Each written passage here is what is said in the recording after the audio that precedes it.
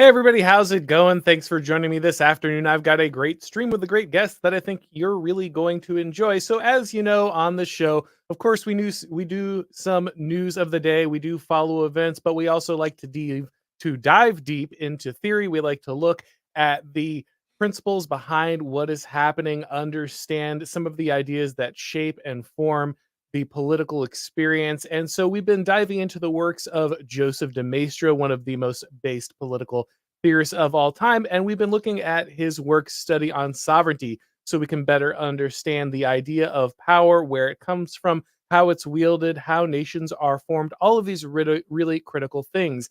And joining me to continue that series today is the Prudentialist. Thanks for coming on, man. Thanks for having me back, Auron. Always a pleasure.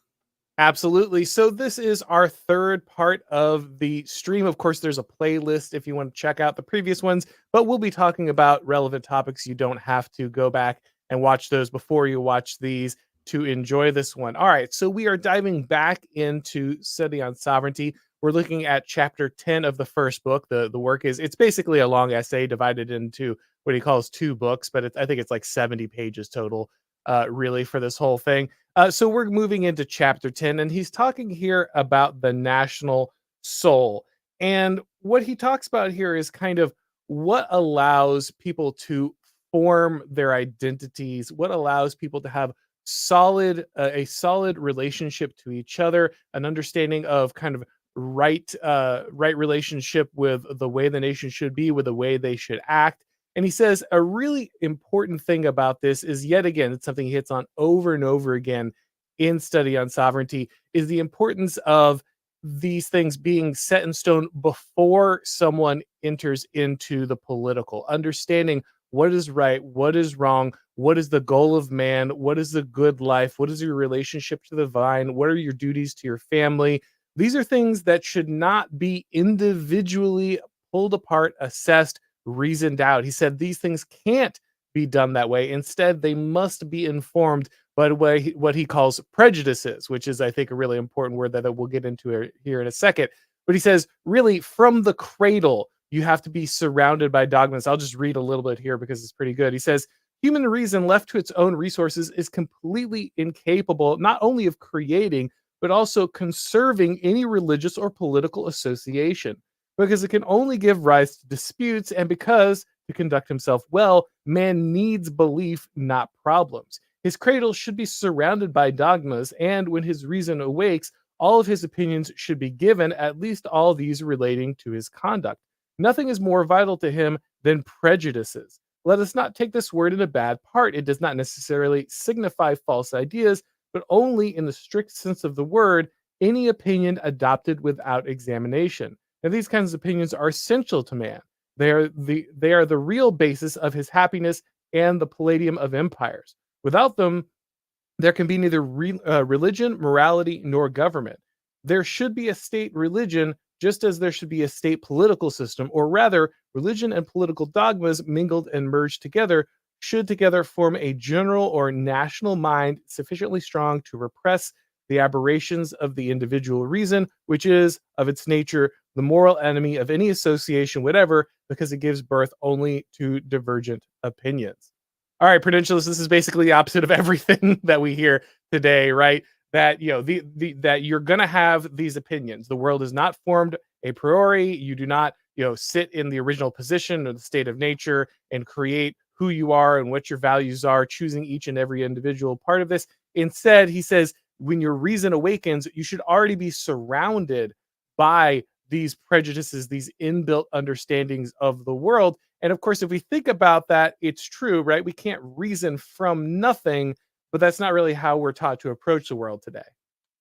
Yeah, we're always taught to approach that you have to take things in a vacuum. You have to approach things as if the past doesn't matter at all and look at the present problem and how to address it. And if you are going to look at the past, you have to address it in sort of a progressive historiography. I mean, the left really does understand what de Maistre is saying here. There is a state religion, there is a sort of state set of dogmas and principles. It is leftism. That is what you are raised in. And unfortunately, and de Maistre will get into this later, the form of leftism that's been unleashed in both this country and other parts of the West has been a tiger that has just been eating up every man, woman, and child it can find itself in. But you have to be raised with faith. You have to be raised with a national character and association. This is building off of what de Maistre has said earlier, that you need to have homogeneity in beliefs and peoples, lest you weaken the very character of that group.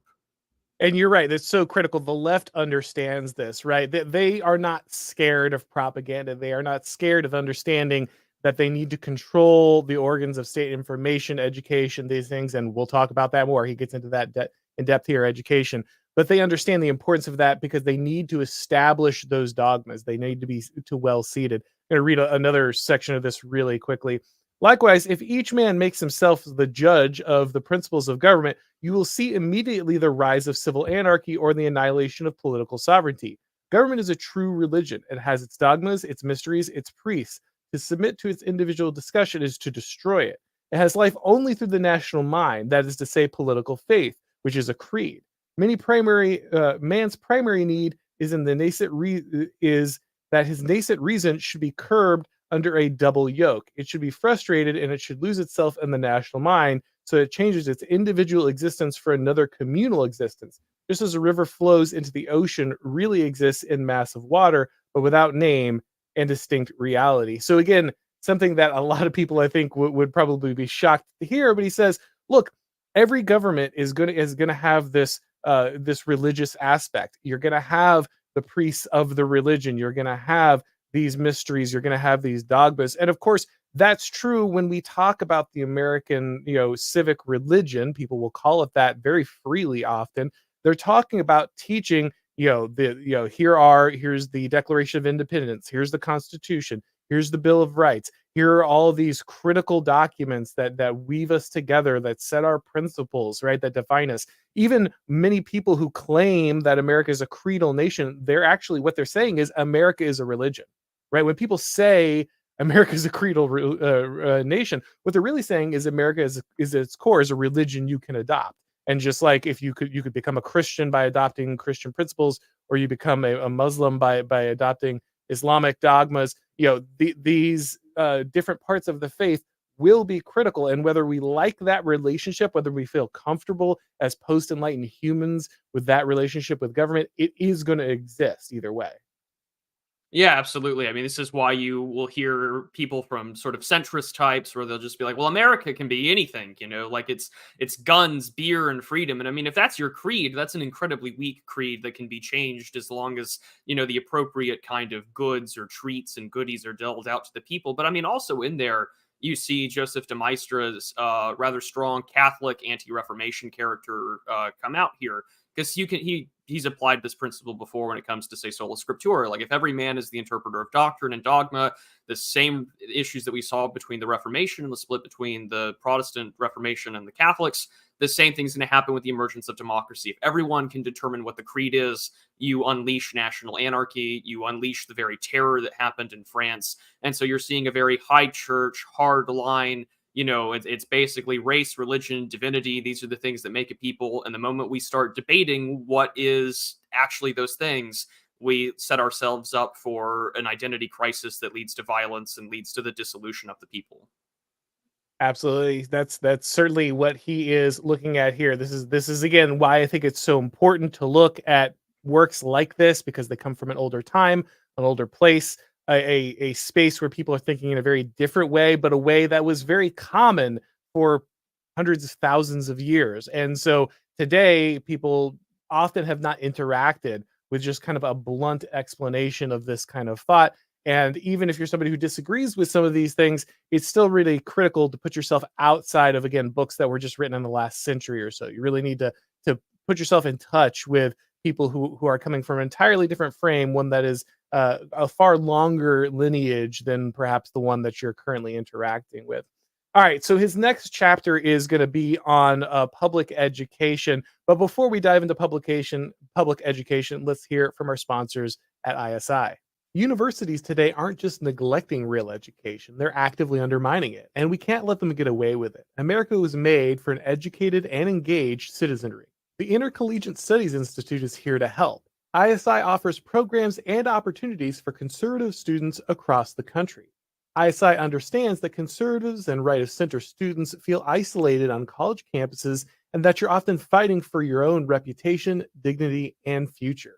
Through ISI, you can learn about what Russell Kirk called the permanent things, the philosophical and political teachings that shaped and made Western civilization great. ISI offers many opportunities to jumpstart your career. They have fellowships at some of the nation's top conservative publications like National Review, The American Conservative, and The College Thinker. If you're a graduate student, ISI offers funding opportunities to sponsor the next great generation of college professors. Through ISI, you can work with conservative thinkers who are making a difference. Thinkers like Chris Rufo, who currently has an ISI researcher helping him with his book. But perhaps most importantly, ISI offers college students a community of people that can help them grow. If you're a college student, ISI can help you start a student organization or a student newspaper or meet other like minded students at their various conferences and events. ISI is here to educate the next generation of great Americans. To learn more, go to isi.org. That's isi.org. All right, now chapter 11 is a little strange. It feels kind of oddly inserted in here at first because all of a sudden, and it's not even in this reader because I guess the editor felt like it was irrelevant. But I think there is one critical thing about chapter 11, which is that he spends a lot of time breaking down the cost of basically public education. He says, look, this new French Republic, they want to have this public education for everybody, and he starts listing all the costs that are going to be involved, the buildings and the teachers and just everything that's going to be involved in this. And he comes to the conclusion basically that it's going to be enormously expensive. And of course, we know that's true, right? The public education is incredibly expensive. In fact, not only is it incredibly expensive, it just becomes a boondoggle, becomes a place for regime apparatchiks to get jobs, as it becomes a patronage network. It doesn't actually do a great job, and that's the second thing that he predicts, that the public education will not do a good job. That even though it'll be enormously expensive, enormously time consuming, it'll be this massive bureaucracy, that it's gonna fail. The only thing that and this is the rare de Maistre L here, like the one thing that he fails at is he predicts that it will do such a bad job that it'll just collapse because everyone will just take their kids out of it and they'll just take care. He's like, who would leave their children in this failed system? What kind of insane person would continue to return children to this kind of doomed project? Obviously, people are going to watch this. They're going to see how expensive it is. They're going to see it as a failure. They're going to pull their kids out. They're going to take care of themselves, and then all of a sudden, it'll just fall apart under the thing. Of course, we know that's exactly not what happened once people had the duty of kind of caring for their children, educating them, removed from them. They just went along with it. They didn't actually take action for the most part to remove their children from that experience. Yeah, and I mean, this sounds very like it's out of the blue when you're reading this, but I think the last paragraph in chapter 10 actually gives you a really great transition in here. Can you, the insignificant man, he's very much a great man theorist. He's very much a believer that there are people that are meant to serve and that are not meant to be in any places of power. And those people can't ensure future generations will have that dogma. Anyone that has looked at public schooling in America will know that if you have a white child, that they're going to be raised to think that their entire ancestry in the founding of this country was anathema to progress. It was evil. It was anti-white and racist. And so, yeah, you can't preserve the national soul or character through public education. And in the book, which I have the Imperium Press copy in front of me, he gives us this great breakdown of how many millions of francs it's going to cost. And the only way that they can do that, he points out, is that it's going to be selling off the churches. It's going to be making sure that we take any money from tithing out of the churches. The presbyteries, the priests can't have anything. These schoolhouses, it's mainly going to be young men and women, 15 or 16 years of age, that are teaching it. So even less qualified people than what we have today, and even younger people than would be educating then. And then additionally, like professors and such are going to be making more money than the average person outside in the rural areas, but in the cities, even then they can't afford it. So you're witnessing sort of a very similar breakdown to what we've seen in the United States and other parts with mass public education. Religion becomes secularized. It becomes defunded by the people. They don't have enough to give to the state. The state robs the churches. And additionally, you begin to witness that the uneducated people are now sort of slaves to this system, as Auron was just talking about here, that, now we're going to see people be dependent on this, public education system, not just the kids, but the teachers, and they're going to have the ability to influence generation after generation. And unfortunately, de Maistre was a little too optimistic in hoping that this would all collapse under itself, because even if it does collapse under itself, the federal government, the Department of Education, and the state government so quick to bail you out. Yeah, this it was very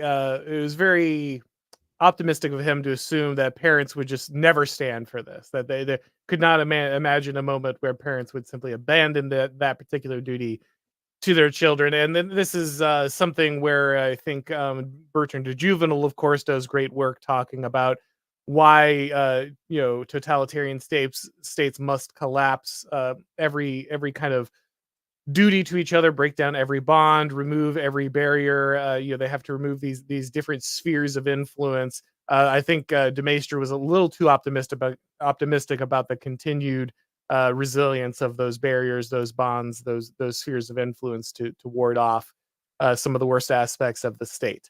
But that said, it is still, like I said, even for all the kind of mind-numbing figures he runs down for a while in that chapter, it does make some really important points about kind of the nature of public education, which is critical to kind of this post-enlightenment project that he is largely criticizing.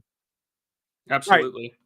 So our next chapter is chapter 12, and this one is him revisiting in many ways the philosophy will destroy your nation kind of deal that he did in previous chapters. He talks this time not just about Rousseau, but he talks about Voltaire. He says Voltaire destroyed religion and Rousseau destroyed government, and the two worked to undermine each other simultaneously. Again, he's very big about this link. It's again very much the opposite in many ways of kind of how we are taught to think about this through kind of the American separation of church and state post Enlightenment lens.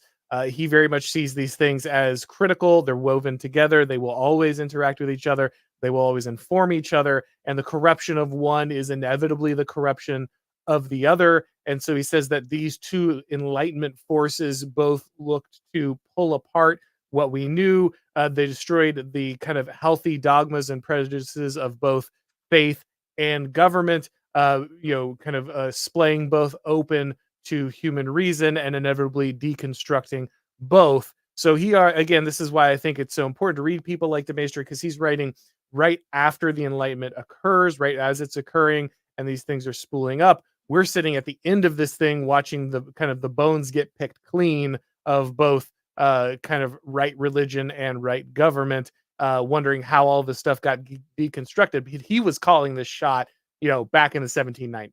So. Yeah, and one of the important things out of this chapter, I mean, we've joked that he's coming after, for internet parlance, he's coming after the theory cells out there in the world. But he points out that this sort of tag team of Voltaire and Rousseau, at least in the eyes of de Maistre and in respects to the French people, is that once you have, entertained the inattentive eyes, sort of the popular masses of the world, and you give them this philosophy, but you also try and approach it from reason, you're beginning to take away those national characters and those dogmas that the French people were raised with. I mean, he writes here that, let's say here, if one asks these men what they have done, they will speak to you of their influence on opinion. They will tell you that they have destroyed prejudices and especially fanaticism, for that is their great world. They will celebrate in magnificent terms the kind of magistracy that Voltaire exercised over his century during a long career, but those words, prejudice and fanaticism, in the final analysis, signify the belief of several nations. Voltaire has chased this belief out of a host of heads. That is to say, he has destroyed it, and this is precisely what I am saying. And so when we take out what makes French people French, like what is the French character, if we've taken out their ability to be fanatic about their population, about their country, about their monarchy, about their god, you have a large collection of people that are easily able to be ruled over a new political formula, one where it doesn't really matter what it means to be French or what it means to be English. It just means that I can have a lesser creed, a lesser fanaticism, and I can get more excited about guns, beer, and freedom than I am any sort of traditional idea of a nation or a people. And he really makes a clear point that once you get rid of long established institutions that instill tradition, whether that be the Catholic Church, whether that be the monarchy, whether that be French customs that are traditionally located in, say, your part of the country, whether that be outside Paris or in Brittany or Normandy or wherever. Once that's gone, it's very hard to get back. And it becomes basically destroyed inside the soul of a people, and that they will be entertained by a philosophy that's very easy to poke holes into, and that there's nothing after that. Well, once the philosophy's gone, what do you have? Well, you just double down. And that, to de Maistre, that implicates that really the national soul has been corrupted, corroded, and destroyed. Yeah, and if you're somebody who's, yeah, I'm a materialist, the spiritual death of a country, that's not real. This metaphysical mumbo jumbo doesn't really matter. I mean, just think about, the United States withdrawing from Afghanistan, right? Like if we're at perhaps the point at which there is the most disparity ever in human history between a first world, nation hegemonic army of the United States and a bunch of guys who like herd goats somewhere in Afghanistan. And if the goat herders can make the American army leave, what's the difference? It's not, tactics, it's not money, it's not firepower, technology, it's none of those things, right? It's will, it's belief, it's fanaticism. The guy who wants it more wins it, right? You have a lot of people right now, and I'm not going to spend a lot of time on this, but since it's relevant, we'll touch it real quick.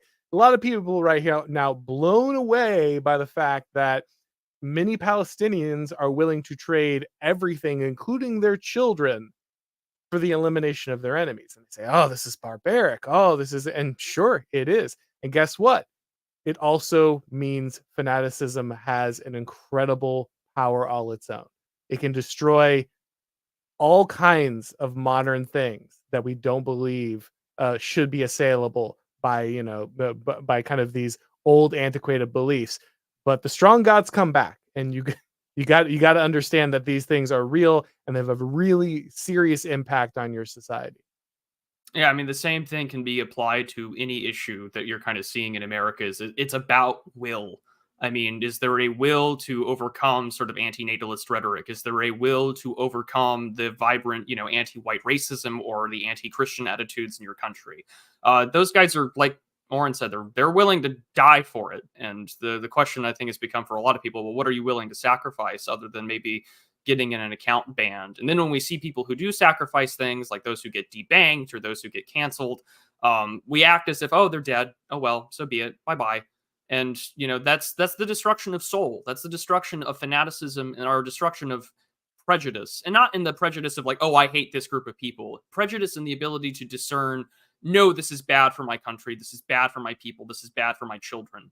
And de Maistre is in the ground zero, watching his country be torn apart by liberal fanaticism, a philosophy that is so weak and that has only destroyed most of the Western world and a lot of its foundations. And instead, he points out that the same thing Edmund Burke pointed out with the French Revolution. Who are you to change the rights of those who have yet to be born? And he has enough judgment and prejudice to say, no, this is not good for the country.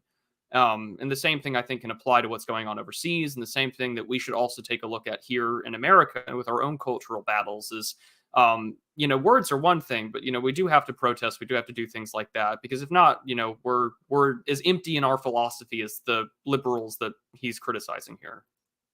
There's another passage here I want to read real quick because I think it's very important.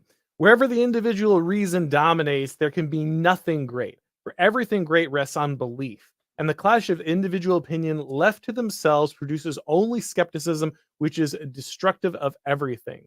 General and individual morality, religion, laws, revered customs, useful prejudices, nothing is left standing. Everything falls before it. It is the universal solvent. Or as our previous episode we did, Nick Land put it succinctly: every disagreement is an opportunity to rule. Right. This is kind of the original understanding of this, is that the constant division, the constant need to reassess, question, break down, it destroys all of these binding agents, all of these things that make people who they are at their core. That these axioms that define a society and a people, they all get eaten alive. It dissolves every one of these things. At the end, you're left hollowed out because you've question every single thing. The idea that you should question everything was always a terrible maxim, and it's the one that can bring a ruin to a nation. Yeah, and I think he kind of brings it up here really just perfect. He says, "A pen friendly to religion, when it addresses reproaches to philosophy, is suspicious to a great number of readers who persist in seeing fanaticism wherever they do not see incredulity or indifference." And so, I mean, it's a really important thing here when we see people that will rail on. And I mean, we've seen this from Buckley to the National Review guys that will say, "Oh, we stand athwart, the cliff of history," yelling, "Stop." Well, what is that to many people other than indifference? You're trying to reproach philosophy from a way that these philosophers can't understand anymore. They can't understand the importance of having your religion, your dogmas, your prejudices. They've adopted something completely different. So all that they see is the indifferent whinings of someone who already lost. He also brings in here the critical relationship between patriotism and religion, saying that you cannot have patriotism without religion. Once the religion is gone, the patriotism will inevitably go with it. That these things are twin pillars that interact with each other, that hold a nation aloft, and that once you tear out kind of that spiritual binding agent of religion, you will the patriotism will become hollow, it will become eaten out, and eventually will simply fall away. I mean, we see that today ever so clearly. I mean, what is the national religion of the state of the United States? It is progressivism and is leftism. Any old religion or any old patriotism of, whether it be you going to a Baptist church and, loving your country, raising the flag at half staff every Veterans Day on November 11th. To them, you're a heretic, and it will wither away, and they will destroy you for it, because that old belief, that old religion has been replaced by a suicidal ideation that is, progressive political philosophy. Trying to find it here because it's not my reader. There's a great line about or no, you had the quote. I think you had it marked down, where he talks about how the loss of these things. Yes, it was a bloodier age, but it was also an age of oracles, and it was an age of things being revivified. It's not up here, so I can't read it real quick. But if you Yeah, but find no, it, I mean, here we go. oh, here we go. To the extent that this power, let's see, yeah, yeah, okay. But as soon as the idea of divinity is the principle of human action, this action is fruitful, creative, and invincible. An unknown force makes itself felt on all sides, animating, warming, vivifying all. With whatever errors, whatever crimes, ignorance, and human corruption have defiled this august idea, it nonetheless retains its incredible influence. Amid massacres, men multiply, the nations display dizzying vigor. In former times, Rousseau said, Greece flourished amid the cruelest wars. Blood flowed there, and the whole country was covered with men. Without a doubt, but it was a time of century of wonders and oracles, a century of faith, after the manner of men of this time, that is to say, the century of exalted patriotism. When one has said of the great being that he exists, one has not yet said anything. It must be said that he is existence. But he, being one, has only one now completely filled forever. A drop of this immeasurable ocean of existence seems to detach itself and fall upon a man who speaks and acts in the name of the deity. His action astonishes and gives idea to creation. The centuries pass by, and his work remains. All among men that is great, good, agreeable, true, and enduring comes from existence, the source of all existences. So, I mean, even if things were bloody in the past, we still remember Socrates, we still remember Plato, we still remember the Spartans of Thermopylae, we still remember who was there at the Battle of Marathon. And we still remember even the wars inside of Italy and this, succession of the fights between Italian states. Those times were bloody, but great works have been made.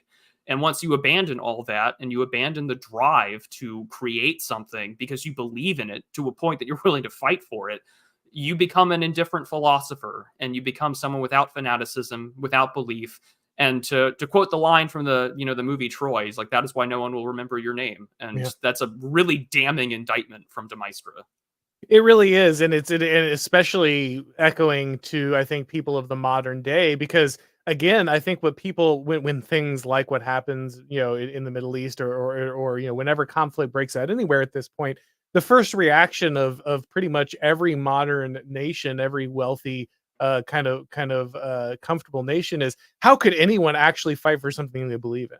Yeah, that's something that it's really difficult. I used to teach, and I would talk to students, and the current generation cannot grasp someone fighting for somebody else besides themselves. Like they can understand why you would need to maybe fight to defend yourself or maybe your family.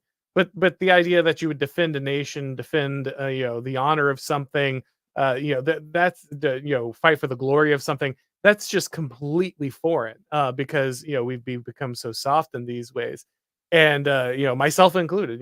Not throwing shade on anyone else without myself. It's an idea that is very difficult for a lot of people to grasp, but it has been the driver of greatness throughout history. It has been a critical aspect of what animates great civilizations, and the lack of it really can show you the road to civilizational death, which is what he's warning about when he's constantly harping on philosophy, is that this is the road of civilizational death. It will drive out and it will kill all these things that allow a civilization to fight for its own survival. Yeah, I mean, it cannot be stressed enough that once you've lost that animating drive, something that is pre-eternal or divine, what is it more than maybe a rear guard action to just keep your own self afloat? And that's it. And I mean, and sometimes it may sound like we're just spewing out empty words or that we're just, doing this for entertainment or infotainment. But at the end of the day, the question is an indictment not just on the people de Maistre criticizing, but it's an indictment really into a lot of the West. I mean, what a lot of people get up and about with the sort of Nietzscheanism thing, and I apologize for the sort of slight tirade here, but it's kind of important to recognize that when Nietzsche says that God is dead, it's an indictment that the animating force behind the West, that, grasping for the divine, had been killed off by our own reason and by our own logic. And it's a really good indictment of how we've sort of lost ourselves to these philosophies, and we're giving ourselves a way to rot away nihilistically. And whether you agree with Nietzsche's answer to that or you want to go to something different, it does indicate to a lot of us what de Maistre is saying here, that you need that desire for glory. You need that belief that makes you willing to go above and beyond.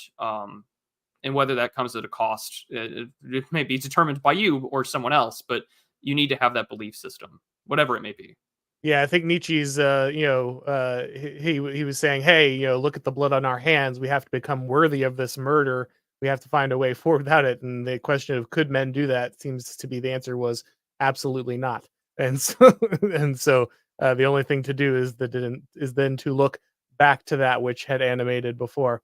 All right, so 13 is relatively short. He once again returns to the dangers of philosophy and lone reason. I think the main takeaways from this one are that he talks about how philosophers are usually weak men who can't implement their own ideas. He spends a decent amount talking about how none of these people who come up with these grandiose ideas almost ever actually have the ability to be men of action, to take those ideas and implement them. This is another criticism you'll see in people like Oswald Spengler, but he does say that these ideas do still have importance, even though the people who come up with them don't have the ability to carry them out. They don't have the wherewithal to wield the power and make the decisions to make them out. He says once those once those ideas are out in society, they can destroy the social order. They are contagions that are let loose, and that universal acid can eat through everything. So we kind of get a Warhammer 40K esque. There are dangerous ideas that need to be suppressed kind of approach here, because he says, look, even if these weak men sit in their their towers and they come up with these things and then they die alone in their chambers, their ideas can still go out and destroy the world. And I think as we look at the last few hundred years of pure ideology, we can see that that is very true and very easily something that can manifest in the words of somebody like Karl Marx. Yeah, info hazards are real, kids, and I mean, he has this great line here at the very end of this chapter, when he says, when citing someone who had been executed by the National Convention, when he was dealing with the terrors of the revolution. He says, "I can be treated as I treated others. When men met with principle, I led by myself, and it is above all the principles Rousseau that have killed me." And he was right. The tiger who tears does what he must. The real culprit is the one who unmuzzles him and sets him upon society. Do not think that you are absolved by your affected Thénardiers of Marat or Robespierre. Listen to truth. Wherever you are, wherever there are unfortunates who believe you, there will be such monsters. For every society contains scoundrels who are waiting to tear it apart, to be rid of restraint of the laws. But without you, Marat and Robespierre would have done no harm, because they would have been held back by the restraint you have broken. And it's sort of just an indictment to regular people, but also those in power, that listen, you give these people as much power as that you follow them. Sort of a warning about demagoguery, as usual, with these sort of dangerous progressive ideals. Is that, if you buy into the power and you unrestrain and you let crazy academics talk about decolonialization or the problems and the epidemic of whiteness, eventually that tiger will come and eat you and your children. And we are just as much to blame as the academic scholars that let them in. I mean, we talk about academic freedom for conservatives, but we must remember that, who the first people were talking about academic freedom? It was communists in the 1950s wanting to teach in colleges. And so, it's how the tables have turned in that instance. And we've unleashed terrible evils by not letting these people be restrained or arrested. Yeah, and I did a episode on this last week that got a little bit of traction here about decolonization and that terminology and how it's been allowed to be used by BLM and critical race theory and academia even since the 60s. This has been part of the radical leftist movement for a long time. And it took the BLM Chicago branch posting this Palestinian support meme and marching for decolonization for people to finally put this together, that what decolonization always meant was actually horrific violence against civilian target. It was always about your destruction. They had to see it play out in a foreign country to understand its real meaning. But yeah, you should have never allowed people to push this idea, to advance this idea, to talk like this and gain power inside your system with this. Because of course that's what that always meant, and so that's something that people they don't believe, they can't really understand until I guess it comes to true fruition when they really see those beliefs acted out, and they can finally understand the implications of these ideas that had been percolating in our elite institutions for a very long time. Mm-hmm. All right, so book two is the part of the study on sovereignty, and this is kind of the meat and potatoes. Book one was really him talking about what makes a nation, why you need religion, why you need folkways, why you need this common identity, ripping into this idea that you can just have this state of nature or this original position, you can have this artificial construct of a nation. He was tearing all that down. But now we're actually getting into a study on sovereignty. Now we're actually going to talk about what sovereignty is. He's going to go into the different forms of government in this part. We're probably only going to get through the first chapter of this book and then clean the rest up in our next part of the series. But I wanted to go ahead and get to this today. So I'm just going to start reading from the beginning here because he actually lays out the definition of sovereignty here at the beginning. Every species of sovereignty is absolute of its nature. However, the powers are organized whether they are vested in one pair of hands or divided. In the last analysis, it will always be an absolute power which is able to commit evil with impunity, which is thus, from this point of view, despotic, and the full force of the term, and against which there is no defense other than rebellion.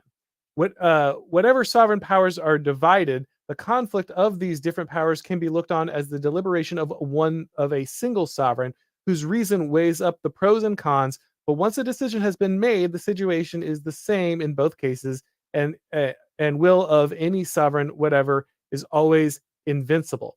However, sovereignty is defined and vested. There's always one inviolable, and it is always one inviolable and absolute. Take, for example, the English government. The kind of political trinity which makes it up does not stop sovereignty from being one there as elsewhere. The powers balance each other, but once they are in agreement, there is then only one will which cannot be thwarted by any other legal will. And Blackstone was right to claim that the English king and parliament together can do anything. So this is where a lot of guys that are very popular today, a lot of guys that I've talked about, that Prudentialists have talked about, get a very important set of ideas. Curtis Yarvin, Mencius Moldbug, is famous for the idea that sovereignty is always conserved. That whenever you think You have divided sovereignty whenever you think you have restrained sovereignty. Whatever you have put in charge of that division, whatever you have put in charge of that restraint, whatever is restraining sovereignty, that is actually what is sovereign.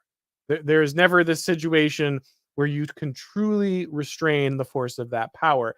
And this is also where, Carl Schmitt draws from this when he says that the sovereign is he who decides on the exception. Yes, as de Maistre says here, you can technically divide power. You can technically attempt to restrain power.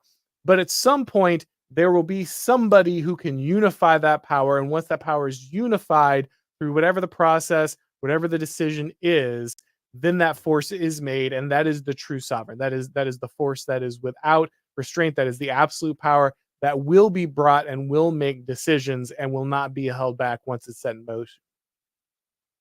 Yeah, I mean, this is where so much of Carl Schmitt gets his writings from, that, even when we try to divide or have a division of powers, as was discussed about by a lot of French writers at the time, Rousseau, of course, being one of them, this was the concept that, we thought this is the way that we can contain sort of these despotic overreaches, but in fact, it does no such thing. I mean, this is what he writes here.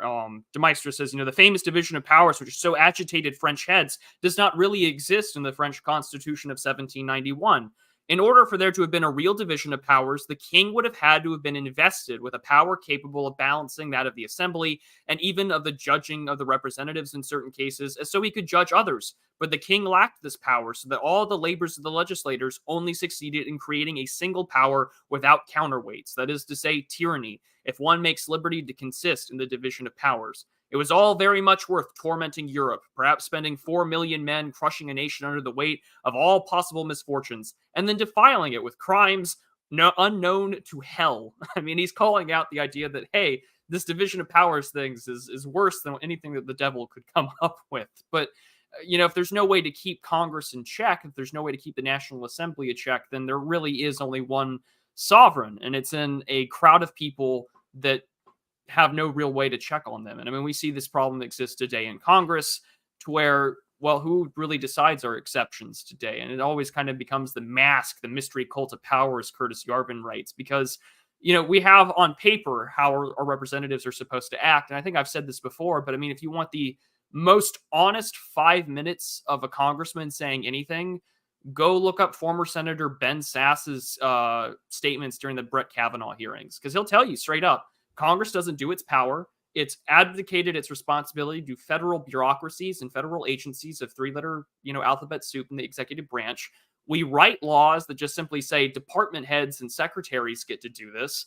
And so when the American people get mad, Congress can't do anything about it because they can't fire those people, or they don't have the will to fire them. So the Supreme Court becomes the only place where Americans have politics left. It's the politics of last resort. And anytime there's a last resort, or there's a desire to find out what the exception to the rule is, a lot of our sovereignty goes to 9 unelected judges in America's Supreme Court. And de Maistre is simply writing that the division of powers, it's a great concept on paper, doesn't work in practice, doesn't exist in the French Constitution of 1791.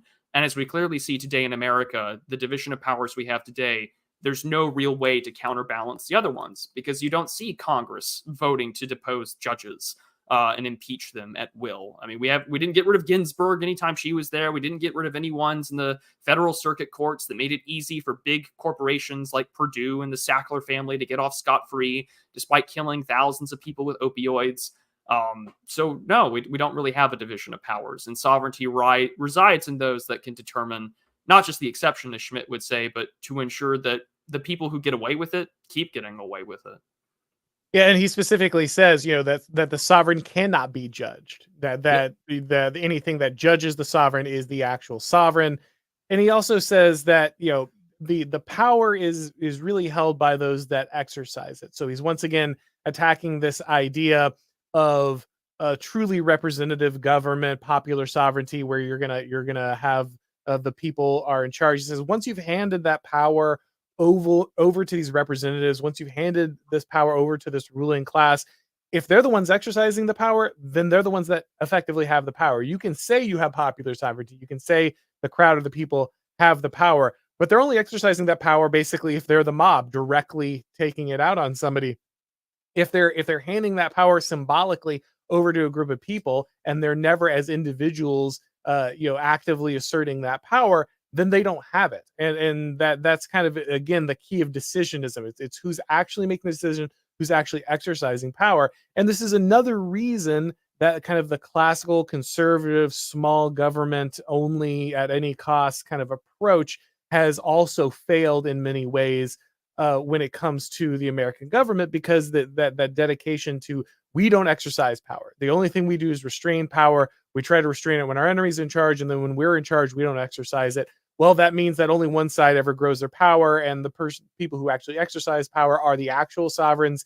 You getting voted in but deciding to never exercise power is basically you abdicating sovereignty. And this is really, really critical, guys. If you want to get down to like one of the core revelations of whatever you want to call it, reactionary philosophy, NRX, Italian elite theory, whatever it is, the critical thing is that we are never ruled by a system. We are never ruled by, there's no rule of law.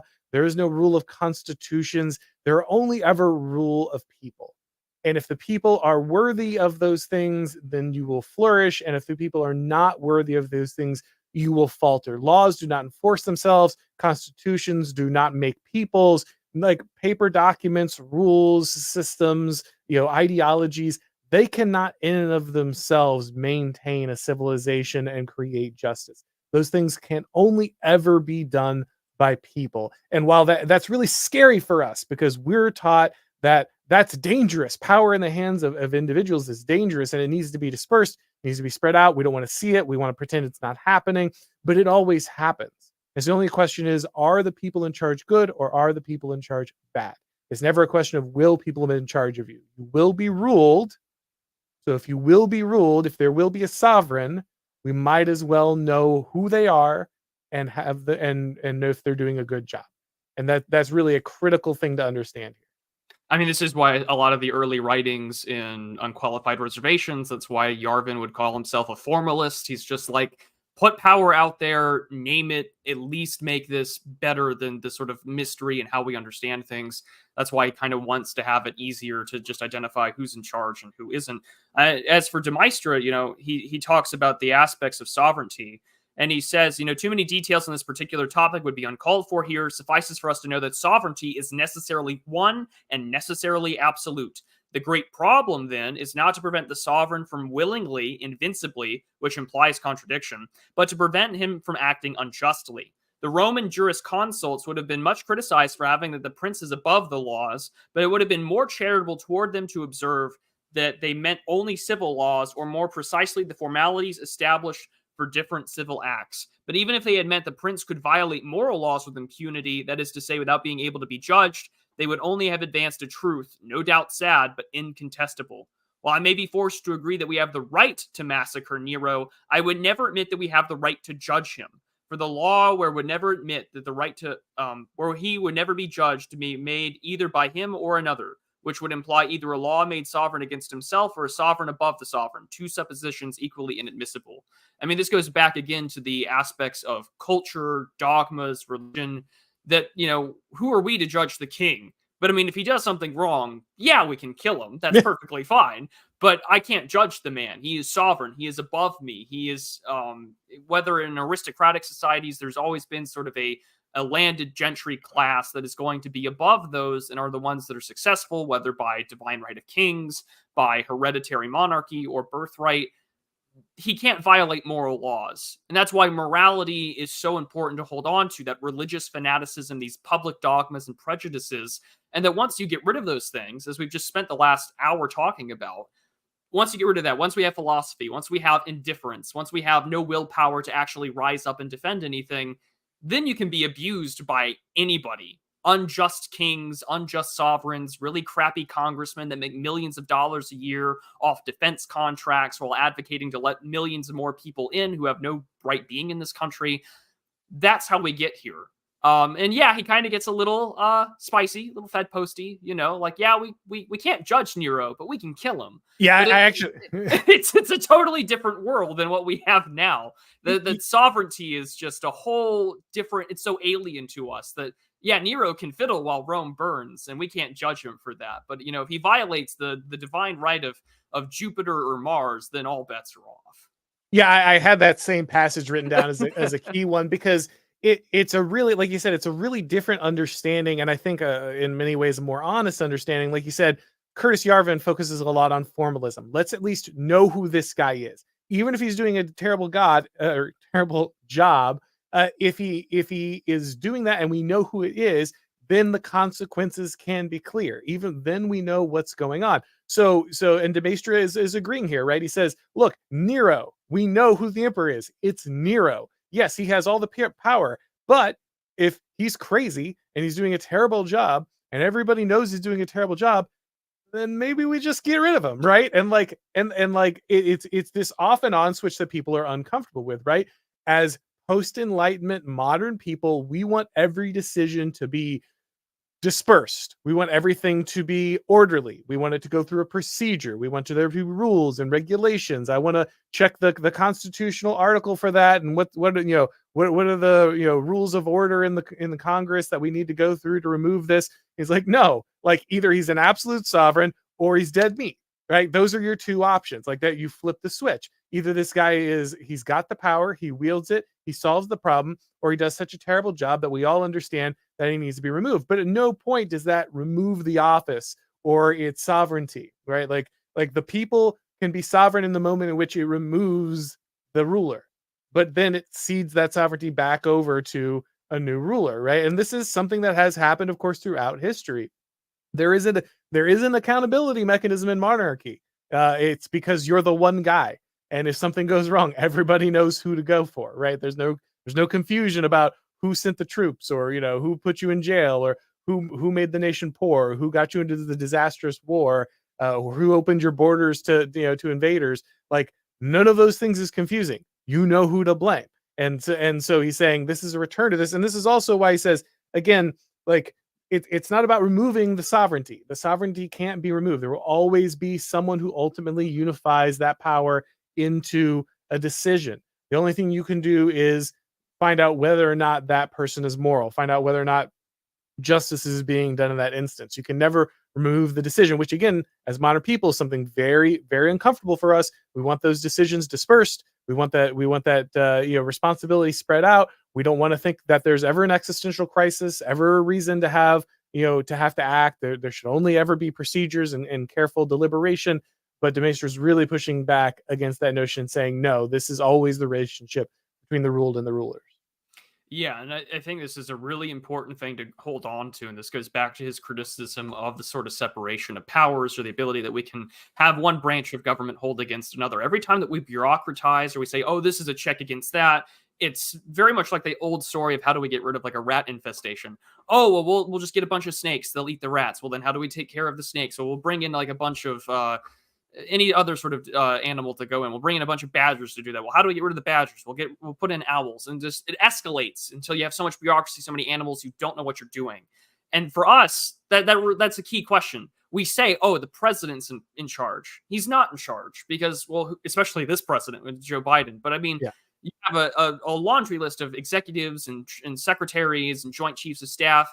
I mean, was Donald Trump sovereign when Mark Milley and other members of the Joint Chiefs of Staff lied to him about the American military's presence in Syria, or what their policy was towards Iran? That means that the president, as sort of the chief executive officer in charge of the military, was being lied to by his own government. That's treason, last I checked in my book.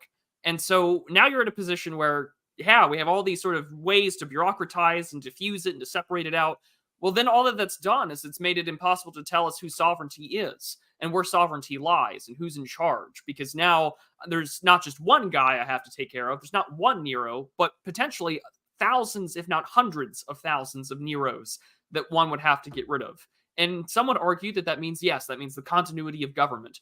But what good is the continuity of government if all those thousands of Neros are just bringing in more people to dilute my vote, and that want to trans my children, and want to make sure that America is not guns, beer, and freedom, or, Lewis and Clark and Johnny Appleseed, but, something like Lizzo and something worse.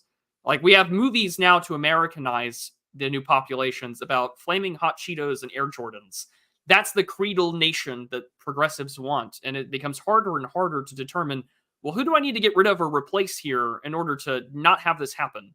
And these are the things that de Maistre is writing about, 200 years ago to warn us, oh, things are really bad.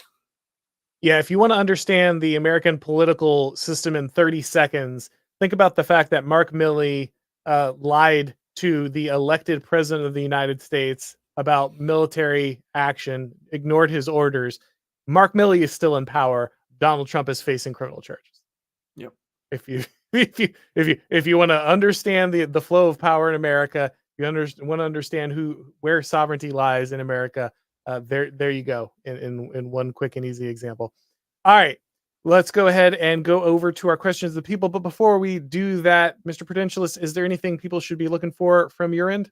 Yeah, absolutely. I had a great talk with a gentleman named illegitimate scholar Samuel Urban. He's a fan of the show. He's a cultural anthropologist. So we had a good conversation yesterday on cultural anthropology, how it's dominated by the left, and how do we understand history and people, and how to look at where the world is going. And then tomorrow, as always, just find me on Substack, theprudentialist.substack.com. I've got a lengthy article coming out soon on Marshall McLuhan and war. And then last but not least, I have my review of Sohrab Ahmari's book, Tyranny Inc., coming out in the Mars Review of Books, which you can purchase in just 3 days. So be sure to keep an eye out for that. Excellent, excellent. Make sure that you're checking out the Prudentialist's work. All right, so to the questions of the people, we've got Florida Henry here for $5. Can you think of any institution not under the leftist tiger? No. So when Curtis Yarvin wrote Unqualified Reservations back in 2007, 2008, he talked about Red America or Red Empire and Blue Empire. And he said, Blue Empire owns things like the State Department and the university system. And he said basically Red Empire is like the military and a few businesses, right? Like that was pretty much Red Empire.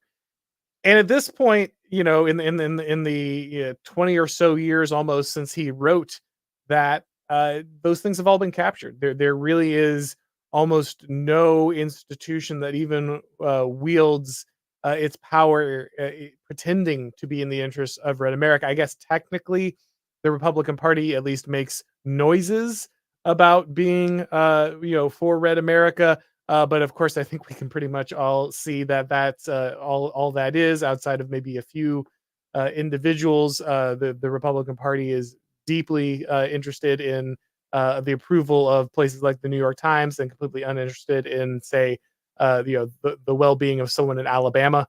And so I cannot really think of a major institution that you could say is really right wing. I mean, some outliers, but nothing that wields real power in the United States.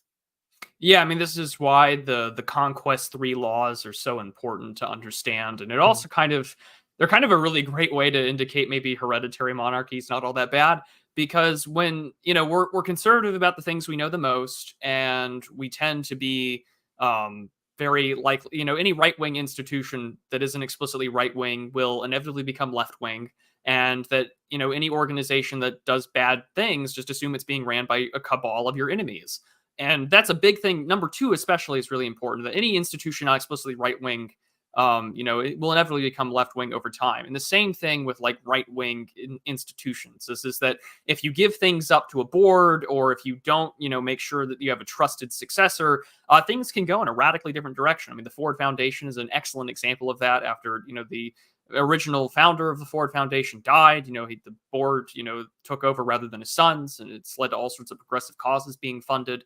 And so, when you see institutions or talks about parallel institutions being made by the right, I sincerely hope and pray that people like Nate Fisher at New Founding, or those at IM 1776, or whatever Chris Rufo was doing, you better have good successors in charge. Because if not, these will turn into the same milquetoast, center-right, center-left institutions that they're railing against right now. But at the current moment, I can't think of anyone outside of some sole proprietorships that aren't under leftist control. Yeah, sorry, no white pills on that front there, Florida Henry. But thank you for your donation. Blaile Bradley for 5 Canadian. Thank you very much. Appreciate that. All right, guys. I think that's everything for today. Thank you for coming by. I think we've got one more of these to go ahead and finish out. So it'll be a 4-part series on Joseph de Maistre and his study on sovereignty. Thank you so much for joining us. Like I said, if you'd like to catch the previous 2 to kind of fill in some of the gaps, you can find those in a playlist on the YouTube channel or check it out on the podcast. And of course, if you would like to get these broadcasts as podcasts, you need to go ahead and subscribe to the Auron MacIntyre Show on your favorite podcast platform. When you do ratings, reviews, those things really help out with the algorithm, guys. Very much appreciate it. Thank you once again to the Prudentialist for coming on. And as always, we'll talk to you next time.